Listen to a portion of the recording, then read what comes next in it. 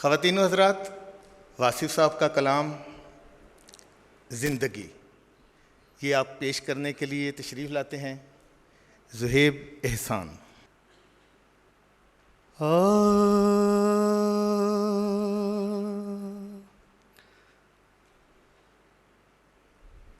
زندگی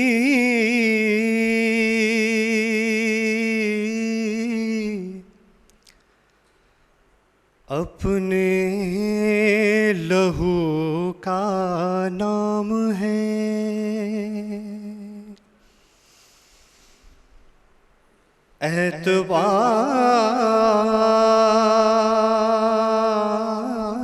اعتبار آرزو کا نام ہے۔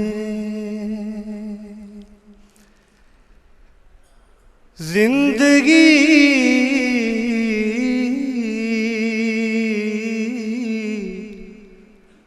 حسرت بھری فریاد ہے، زندگی گویا کسی کی یاد ہے۔ اشک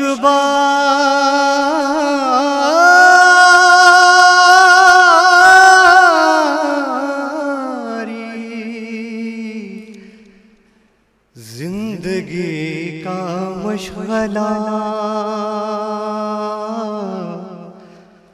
ہر قدم پر زندگی ایک مرحلہ، پی رہی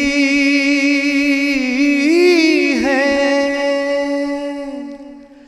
زندگی اپنا لہو،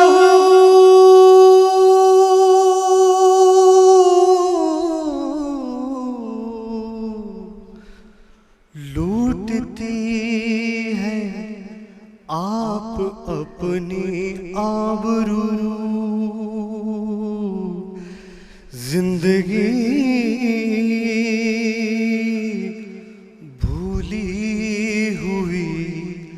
منزل بھی ہے، زندگی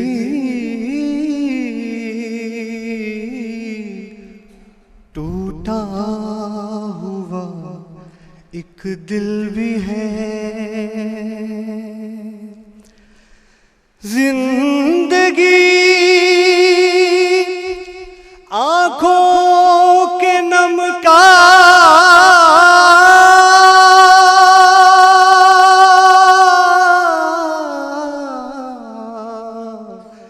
نام ہے، زندگی خاموش غم کا نام ہے، آنسوؤں کی ایک مالا زندگی، چاند سے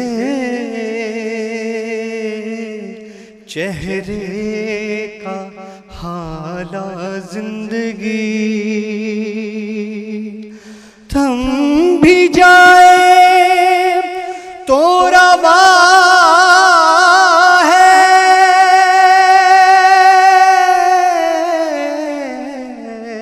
زندگی داستان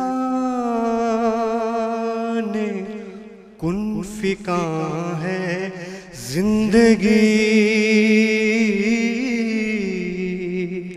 مفلسی میں بھی گزر کرتی ہے، یہ تخت پر بھی سسکیاں بھرتی ہے، یہ زندگی محبوب کی قربت بھی ہے،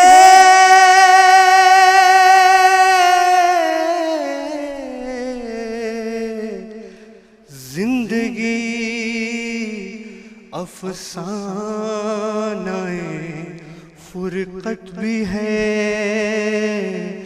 زندگی اپنے جنوں کا نام ہے، زندگی اپنے جنوں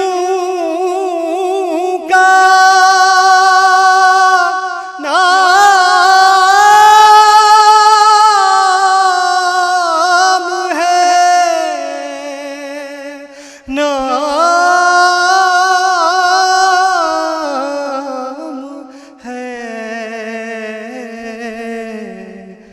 زندگی آنکھوں میں خون کا نام ہے، کس نے پایا سراغ زندگی، زندگی ہے خود چراغ زندگی، ہاں مگر یہ زندگی انعام ہے، خالق مطلق کا اپنا کام ہے،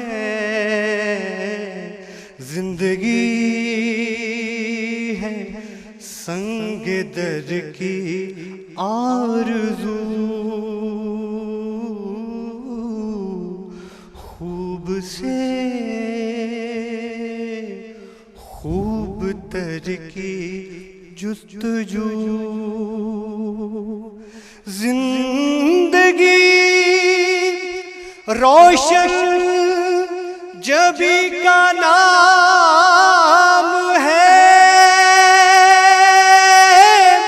زندگی پختہ یقین کا نام ہے،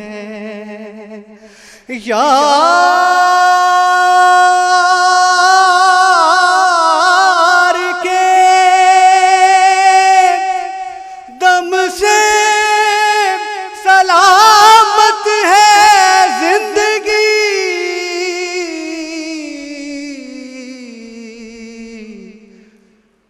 ورنہ واصف ہے قیامت زندگی، ورنہ واصف ہے قیامت زندگی، زندگی زندگی۔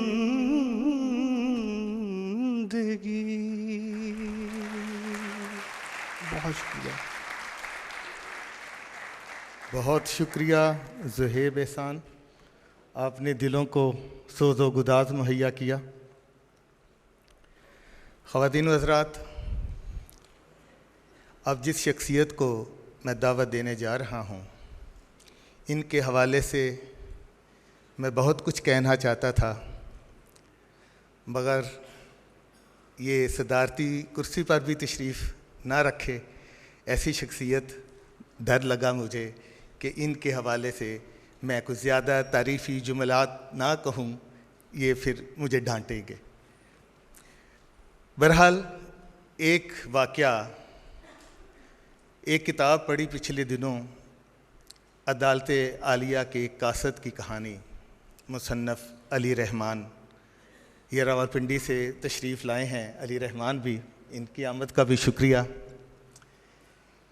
انہوں نے اپنی تمام جو سروس ہے وہ ججز کے ساتھ انہوں نے گزاری، عدالت عالیہ کی کہانی ججز کے ساتھ۔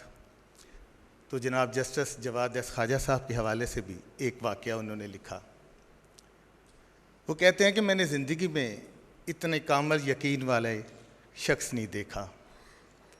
واقعہ یوں لکھتے ہیں کہ سر نے آرڈر کیا ہوا تھا اپنے سارے اسٹاف کو کہ میں عدالت کے وقت آپ نے مجھے کوئی اہم پیغام بھی نہیں دینا، جب میں کام کر رہا ہوں۔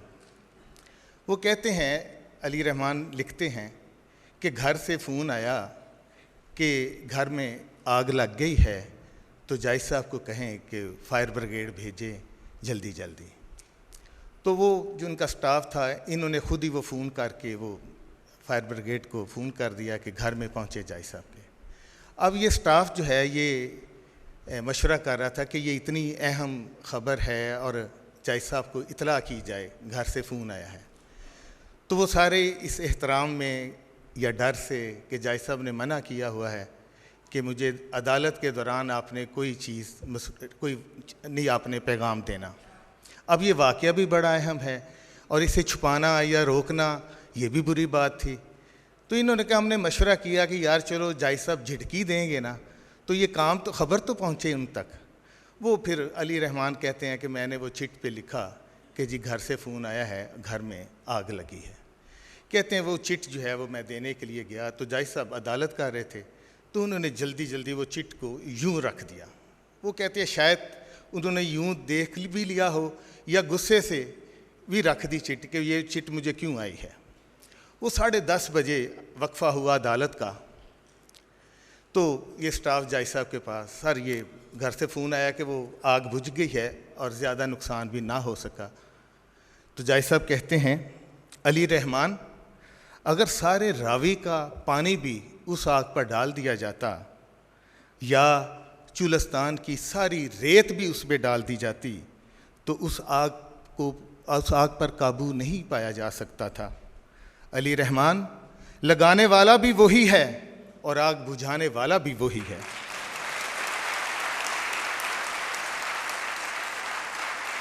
ہم میں جائز صاحب کہتے ہیں کہ ہم میں تو اتنی ہمت نہیں کہ اس کی رضا کے بغیر ایک پتا بھی ہلا سکیں یا ایک تنکا بھی جوڑ سکیں۔ اصل میں وہ جو واصف صاحب فرماتے ہیں کہ جو خوش نصیبی ہوتی ہے یہ دراصل باطن کی خوش نصیبی ہوتی ہے۔ جو باطن جس کا خوش ہے اس کا ظاہر بھی خوش ہو تو یہ دونوں چیزیں ایک خوبصورتی بن جاتی ہیں اور خوش نصیبی بن جاتی ہے۔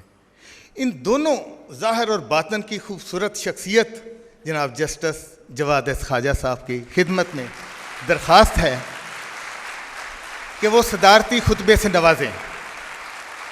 منو بھائی کا تعلق وزیر آباد سے ہے تو جسٹس صاحب کا بھی تعلق وزیر آباد سے ہے اور یہ گوجرانوالا کے لیے فخر کی بات ہے۔ جناب جواد احمد خواجہ صاحب۔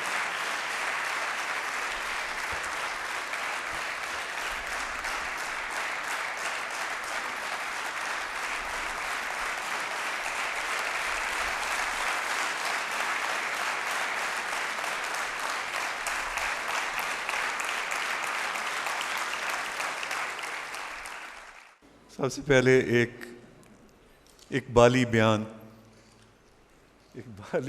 عام طور پہ مجرم دیتے ہیں۔ آج میں مجرم ادھر کھڑا ہوں، ان کو میں نے کہا تھا کہ نہیں، بہت بڑی ہستی ہیں،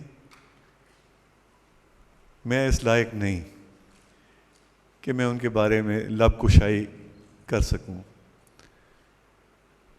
بہرحال وہ مصر ہوئے اور اس کے بعد انہوں نے وہ گر پکڑ لیا، وہ سیدھا یہاں سے اٹھ کے وزیر آباد گئے۔ میرے بڑے بھائی صاحب یہ بیٹھے ہیں، خواجہ عمر،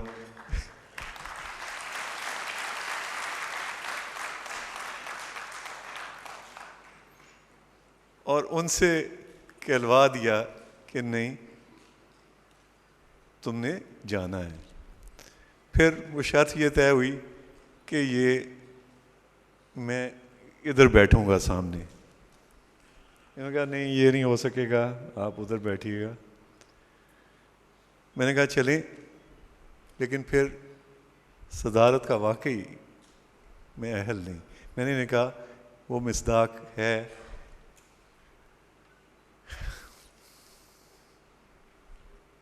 حضور کے بارے میں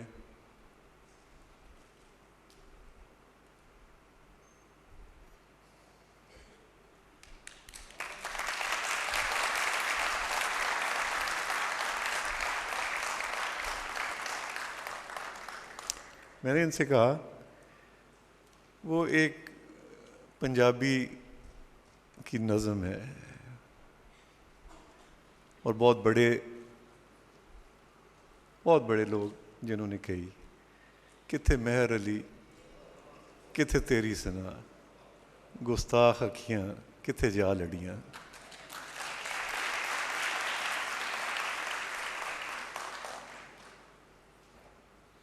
تو میں کیا کہہ سکتا ہوں؟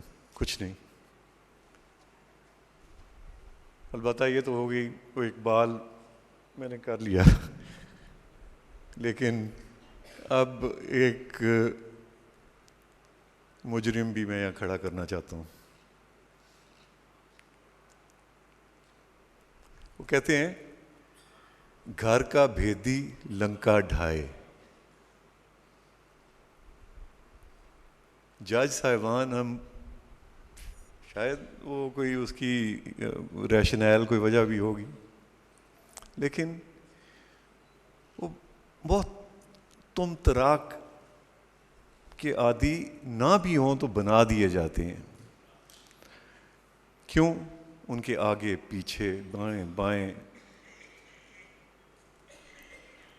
ٹولے لگے ہوتے ہیں، ٹولے آگے پیچھے جو خوشامد کے ٹولے ہوں گے یا اگر جینوئن بھی ہیں صحیح بھی ہیں تو پھر بھی جو حرکات و سکنات ان کی ہیں وہ شاید وہ جج کو باور یہ کرا دیتی ہیں، متکبر شاید بنا دیتی ہیں کہ میں بہت بڑی چیز ہوں. کوئی نہیں. تو وہ عدالت میں آتا ہے جج، تو ایسے بھرا ہوا کمرہ ہے، وہ سارے خواتین حضرات بوڑھے بچے کھڑے ہو جاتے ہیں. وہ اور اس کی جو ہے انا اس کو ہوا دے جاتی ہے. کمرہ عدالت میں وہ کوٹ ٹائی گاؤن یہ وہ وغیرہ پہن کر بیٹھتا ہے اور ایسے سب جو سامنے حاضرین ہوتے ہیں، سائل، لٹیگنٹ، وکیل، وہ جج کو اس حالت میں دیکھتے ہیں. لیکن جو جج کی لنکا وہ ڈھانے والا ہے نا، وہ قاصد ہوتا ہے جو آج یہاں موجود ہے.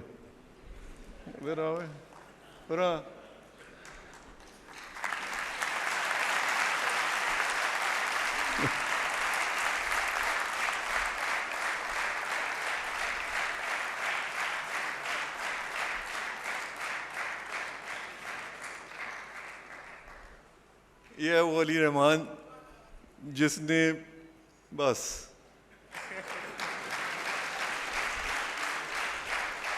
کتاب چاہیے تھا، کتاب ہے نہیں؟ اچھا میں آپ کو بتا دوں، نہایت مخلص اور ذمہ دار، میں نے اس سے زیادہ میں نے نہیں دیکھا.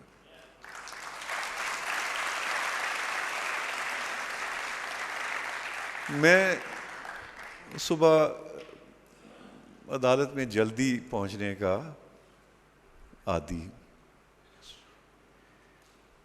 کورٹ کا ٹائم 8 ہے 9 جو بھی سپریم کورٹ میں اور ہے، ہائی کورٹ میں کچھ اور ہے.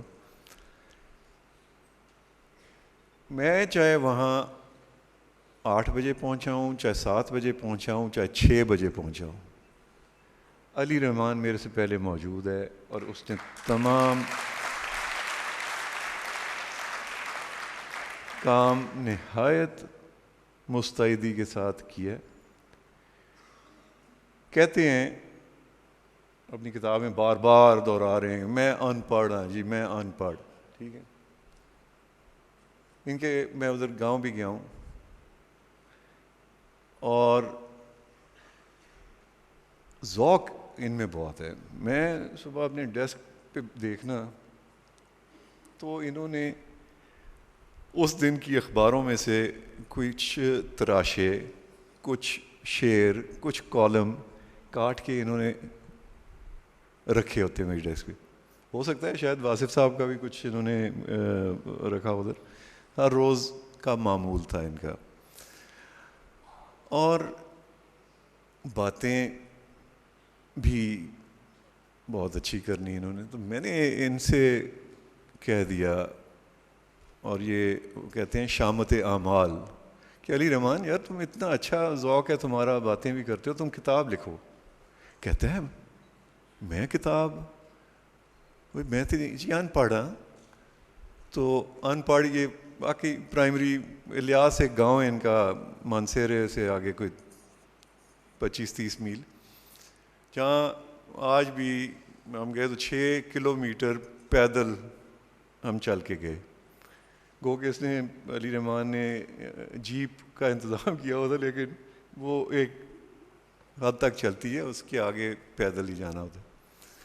تو میں نے کہا کہ بھائی وہ کتاب ایک لکھ دو. میں اب سب کو کہتا ہوں کہ میں بہت پچھتایا.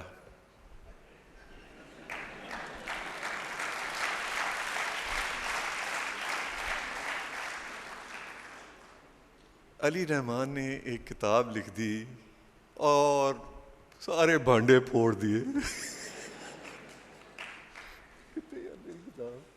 اچھا، تو علی رحمان بڑا ویسے سینہ تان کے کتاب چھپی ہوئی میرے پاس لے کے آیا.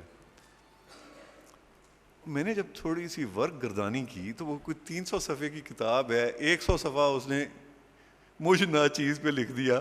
حالانکہ 37 سال اس نے ملازمت کی ہائی کورٹ کی، اور میرا خیال ہے کوئی 15-20 جج صاحبان کے ساتھ اس نے کام کیا.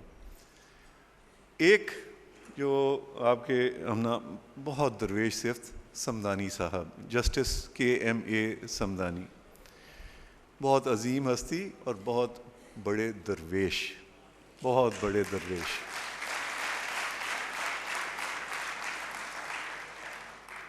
ان کی پہلی اسائنمنٹ 1972-74 میں سمدانی صاحب کے ساتھ لے، اور تقریباً جو ان کی آخری اسائنمنٹ تھی وہ میرے ساتھ. میں نے استعفیٰ دیا جس دن، وہ انہوں نے وہی کوئی حال لکھ دیا عجیب سا ان کا، میرا نہیں. میرا حال ٹھیک تھا، پر ان کی حالت غیر تھی، ایٹ لیسٹ جو انہوں نے کتاب میں لکھا. کتاب میری خواہش یہ تھی جب میں نے ان کو تجویز کیا کہ علی رحمان آپ کتاب لکھ دو، اور باوجود ان کے اصرار کے کہ میں تو ان پڑھ ہوں، میں نے کہا یار پھر بھی لکھ دو، جیسے تم باتیں کرتے ہو نا اسی کو باتوں کو لکھنا شروع کر دو تو کتاب بن جائے گی. اچھا، جب یہ سینہ تان کے وہ لے کے آیا کتاب، بڑا خوش علی رحمان. میں نے جب وہ دیکھا تو میں بہت برہم ہوا. میرا خیال تھا کہ دیکھیں یہ ریٹائر ہو رہا ہے علی رحمان، کتاب لکھے گا، بکے گی، اس میں اس کو کوئی رائلٹی، کوئی یہ وہ پیسے ہو جائیں گے. اور میں کہوں گا کیوں کہ میں جج رہا ہوا تھا، اور پھر اس کے بعد بھی میں 2.5 سال لمز میں پڑھاتا رہا، پھر میں واپس پھر جج بن گیا سپریم کورٹ. تو میں ایسے ہی ضمناً دوست احباب سے کہہ سکوں گا کہ بھائی یہ کتاب ہے وہ پڑھو. یقین مانیں کتاب کو چھپے ہوئے 5 سال ہو گئے ہیں. میں نے آج تک کسی سے نہیں کہا کہ یہ کتاب خریدو.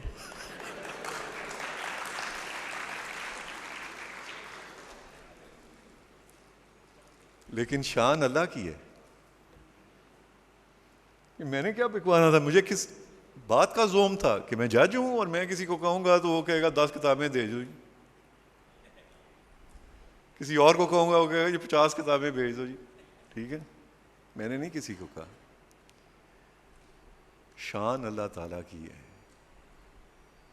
کہ اس کے قلم کو ایسے رواں کیا کہ اس کی پہلی ایڈیشن بک گئی، اس کی دوسری ایڈیشن بک گئی، اس کی تیسری ایڈیشن بک گئی.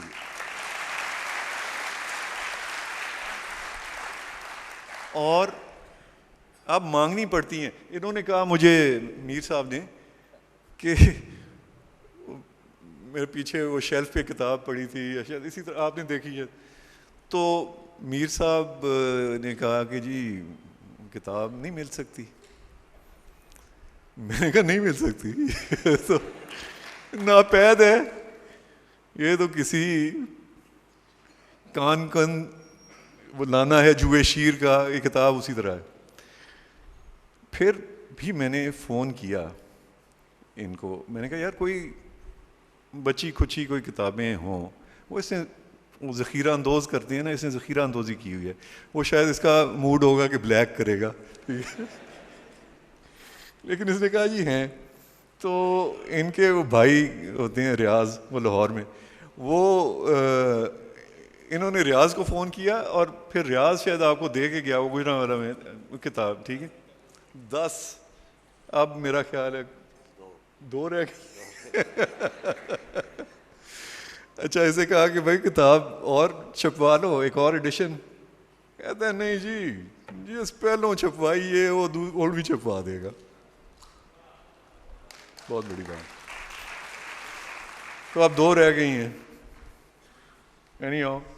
یہ میں کہنا چاہ رہا تھا کہ کیوں, اچھا میں جب برہم ہوا ان پہ تو ساتھ ہمارے ایک بزرگ بیٹھے تھے,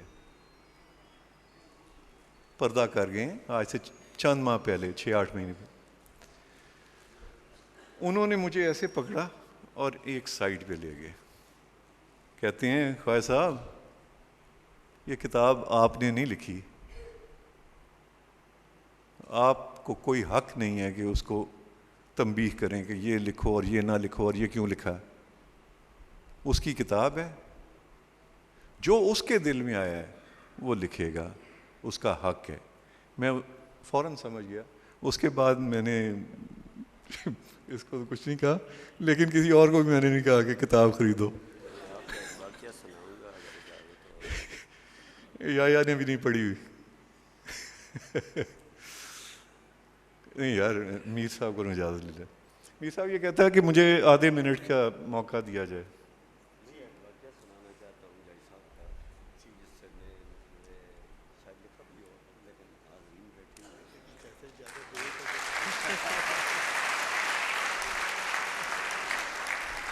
میر صاحب نے بہت خوش اسلوبی سے آگے ٹھیل دیتا ہے کہ جی جج صاحب اجازت دیں گے تو میں کون, لیکن میں آپ سے پوچھوں گا کہ اجازت دیں اسے.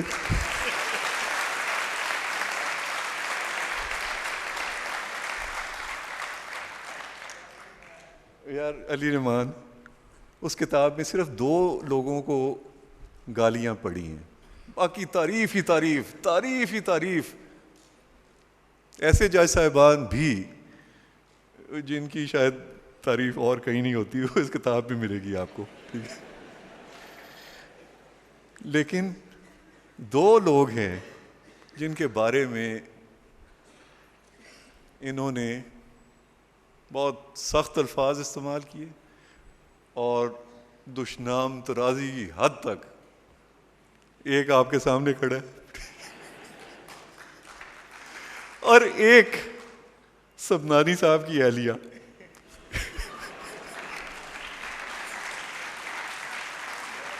انہوں نے چن چن کے کہا کہ یہ ہوتے کون ہیں,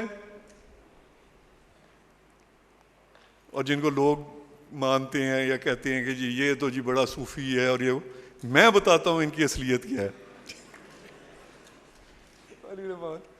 تو سمدانی صاحب کی مسز نے بھی وہ پڑھ کے, انہوں نے بھی اس کو 10,000 روپیہ انعام دیا, ٹھیک ہے.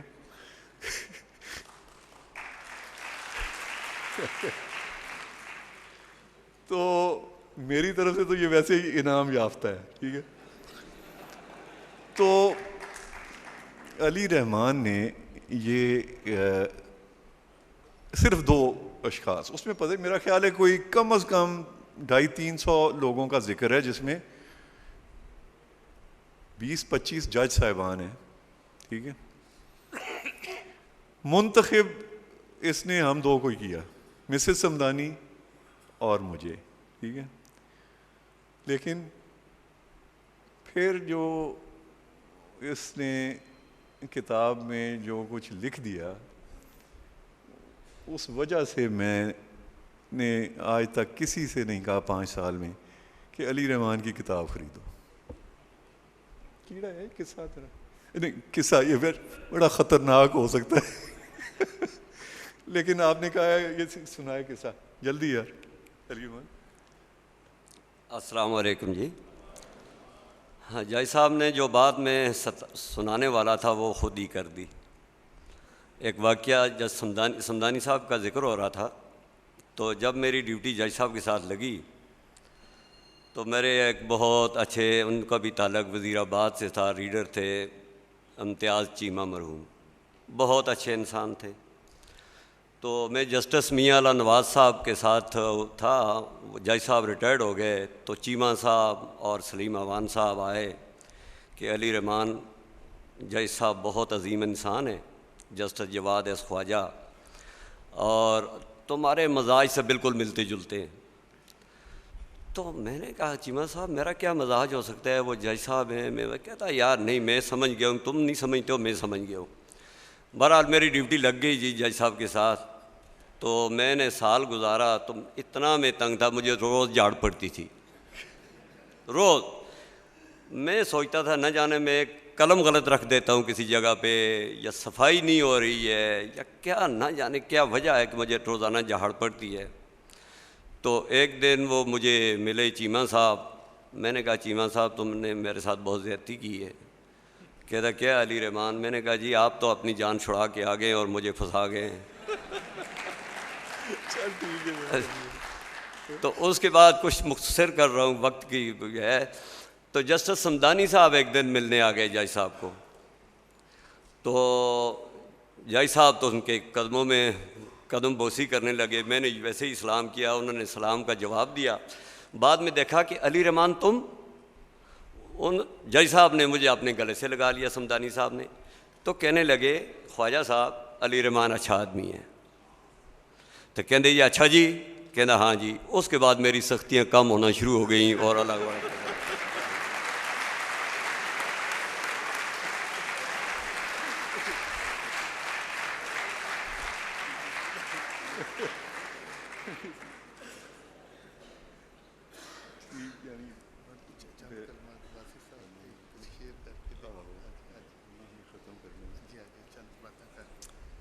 تو بس اب چند باتیں میر صاحب نے بتا ہی دیا. وزیر آباد کی میں جام پال لوں, گجرانوالا میرا اپنا ہے, ٹھیک ہے, جیسے منو بھائی صاحب کا. اور یہ میں زیادہ باتیں نہیں کروں گا, کیوں کہ اور خاص طور پہ تقریر میری لیے بہت ہی مشکل ہے. یہ تو شکر ہے علی رحمان آ گیا کہ وہ میری کوئی رحمانی سے کوئی بات ہو گئی. تقریر نہیں میں کر سکتا. اور ویسے بھی کہا جاتا ہے, ہمیں یہی سمجھایا جاتا ہے کہ جج سنتے ہیں بولتے نہیں. تو لہٰذا لیکن چند کلمات, جسٹ اے فیو. ایک تو اوریا مقبول جان صاحب نے بہت ہی جذباتی ایک تقریر کی اور اس میں توکل اور شرک کا ذکر کیا, اور یہ صحیح ہے. انہوں نے کہا کہ جو پٹواری کا ہو جاتا ہے یا ایس ایچ او کا, وہ شرک میں مبتلا ہے. یہ دنیاوی خدا اس نے کھڑے کر لیے ہیں کہ یہ میرا کچھ بنا سکتا ہے, یہ میرا کچھ سنوار سکتا ہے, یہ میرا کچھ بگاڑ سکتا ہے. ایسے نہیں ہے. اور یہ واصف صاحب نے توکل کا جو لفظ استعمال کیا اوریا صاحب نے ان کے حوالے سے, یہ وہ ہے. حضرت حافظ شیرازی بہت بڑے ولی گزرے ہیں, بہت بڑے ولی گزرے ہیں. آج سے 750-800 سال پہلے پردہ کیا انہوں نے, لیکن ان کے کلام کی تاثیر آج بھی ہے جو آج مجھ جیسوں کو جھنجھوڑ کے رکھ دیتی ہے. اور ان کا ایک شعر ہے اسی اعتبار سے، مقطع ہے ان کی ایک غزل کا، خلاص حافظ ازاں زلف تابدار مباد کہ بستگان کمند تو رستگار آنند. مطلب اس کا ہے، ویسے میں گو کہ اپنے میں قانونی آئینی فیصلوں میں بھی حضرت حافظ کے شعر میں نے لکھے ہیں، ترجمہ میں سمجھتا ہوں کہ ان کے کلام کا ہو نہیں سکتا. وہ تو اتنی بڑی ہستی ہیں، ان کے دیوان کو اٹھائیں، چومیں اور واپس رکھ دیں. یہ ہے ان کا، یہ ان کا رتبہ اور مقام ہے. لیکن کیونکہ اب فارسی دن بدن ناپید ہوتی جا رہی ہے، ہمارے ملک سے معدوم ہوتی جا رہی ہے، میں اس کا ایک فری ترجمہ میں کر دیتا ہوں. وہ کہتے ہیں کہ پہلا مصرع ہے، دعائیہ ہے، خلاص حافظ ازاں زلف تابدار مباد، کہ یا اللہ میں کبھی بھی محبوب یعنی تیری پیچ دار زلف کی جکڑ سے میں کبھی بھی آزاد نہ ہوں. کیوں کہ بستگان کمند تو رستگار آنند، کیونکہ جو تیری کمند میں جکڑے ہوئے ہیں در حقیقت وہی آزاد ہیں.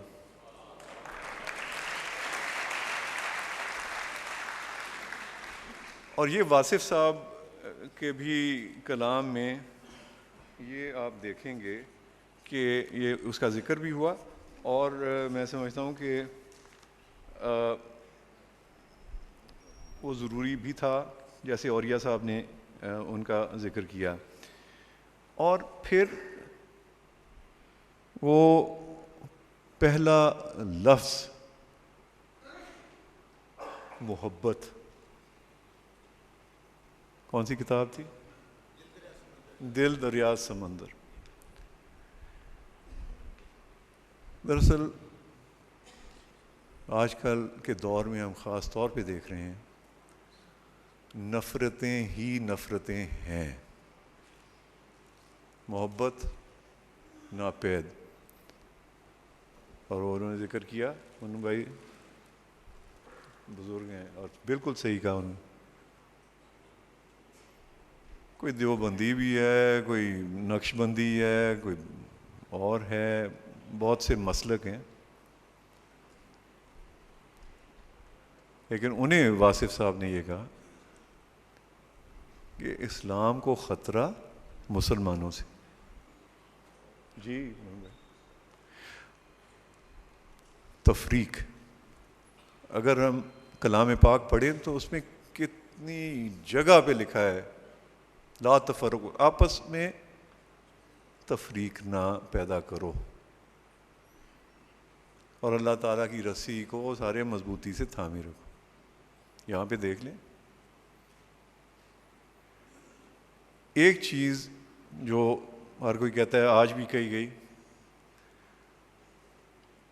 وہ میں بھی وہ کہتا ہوں، کہتا تھا، لیکن سب سے زیادہ وہ علی رحمان نے میرے اندر ہر روز وہ ڈرل کرتا تھا. کیا کہتے جی؟ ہماری قوم میں اگر قول اور فعل کا تضاد ختم ہو جائے تو ہم اوج آسمان کی بلندیاں چھو جائیں گے. یہ منو بھائی صاحب، یہ علی رحمان مجھے ہر روز مجھے سبق دیتا تھا، 2 دفعہ 10 دفعہ 50 دفعہ، کہ قول اور فعل کا تضاد ہمارے یہاں وہی ہے. تو اب ایک جو محبت کے حوالے سے جو ایک کتا ہے، یا کیا اسے ربائی کہیں گے، ربائی تو نہیں ہے، کتا بھی نہیں، وہ انہوں نے لکھا، یہ میں پڑھوں گا اور پھر بس ختم. الف اللہ دی رمز انوکھی، عقلاں نال نہ ملدا، عقلاں والا مرد وچارا نہ محرم منزل دا. اللہ نیڑے ہوندا ہے جد سجدہ ہووے دل دا، واصف یار اللہ نو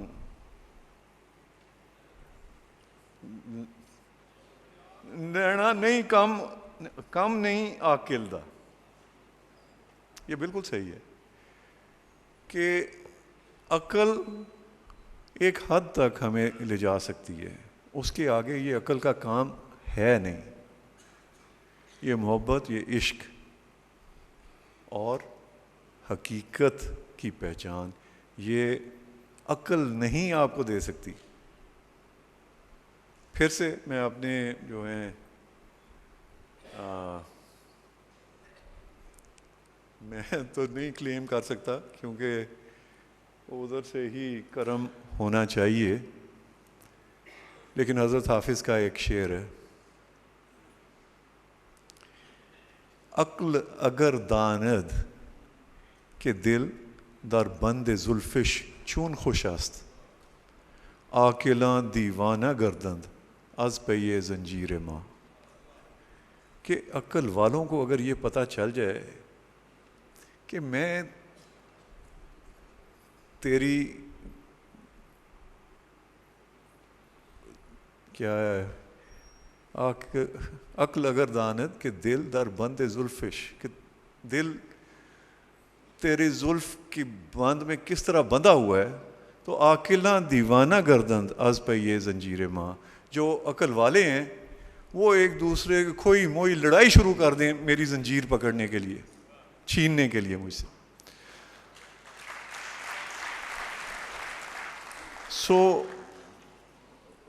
بس اب ٹائم بھی ہو گیا، اور جیسے میں نے کہا میں تو تقریر کرنے کا عادی نہیں، مجھے آتی نہیں. شکر ہے علی رحمان آ گیا اور اس نے میری یہ جو مشکل آسان کر دی. بہت بہت شکریہ.